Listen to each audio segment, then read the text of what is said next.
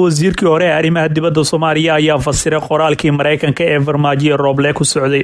Wasiirkii hore ee arrimaha dibadda xukuumadda Soomaaliya Maxamed Cabdirasaaq ayaa cabiray qoraalada ka soo baxay Mareykanka ee ku aadan khilaafka ka dhex oogan madaxweyne farmaajo iyo sidoo kale ra'iisul wasaaraha xukuumadda Maxamed Xuseen Roble.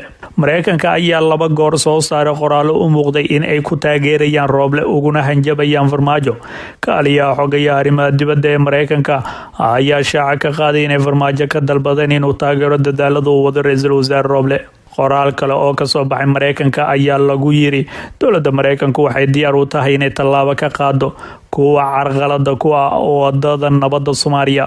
haddaba Maxamed Cabdirasaaq wasiirka hore ee arrimaha dibadda ayaa cabiray wax loo fasiran karo hadalka Mareykanka iyo dalalka kale ee reer galbeedka iyo wicitaanadooda tooska ah ee madaxda Soomaalida ee iskhilaafsan ku aadanaa.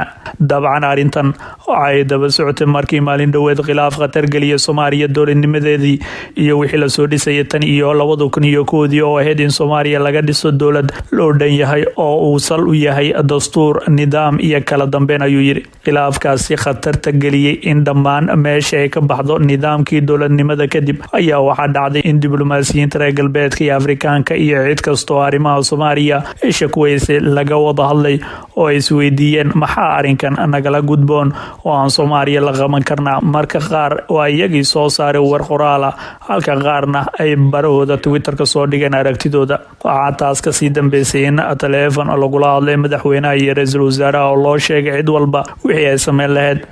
wasiirka hore arrimaha dibadda Maxamed Cabdirasaaq Maxamuud oo wax laga weydiiyay in arintaasi loo fasirin karo in Mareykanku uu janjeero xagga Roble ayaa waxa uu ku jawaabay maya, Mareykanku sida muddo ka wada shaqeynay oo aan ka wada hadlaynay sidii Soomaaliya ee doorasho u aadi lahayd muddo hal sano ahna arintaas ayaa ka wada hadlaynay. haddana wali waxa ay u janjeertaa in wali la yiraahdo xalka kaliya waxa uu ku jira in doorasho la aada ee ma aragto afgambi iyo nidaam kale oo sharci dara oo madaxweyne iyo ra'iisul wasaare shaqada looga joojiyo ayuu yiri. wuxuu intaas ku daray sida kaliya ee wax lagu hagaajin karo Soomaaliyana hore ugu socon karto waa in nidaamka sharciga la raaca doorashada la aada. marka hadalka Mareykanka sidaas ayuu u socdaa, dadkana waxay cabiranayaan labada mas'uul keebaa raba inay socoto doorashada keebaas raba inay si kale wax u socdaan. marka waxay la tahay dadku sidaas ayay wax ku cabirayaan ayuu yiri.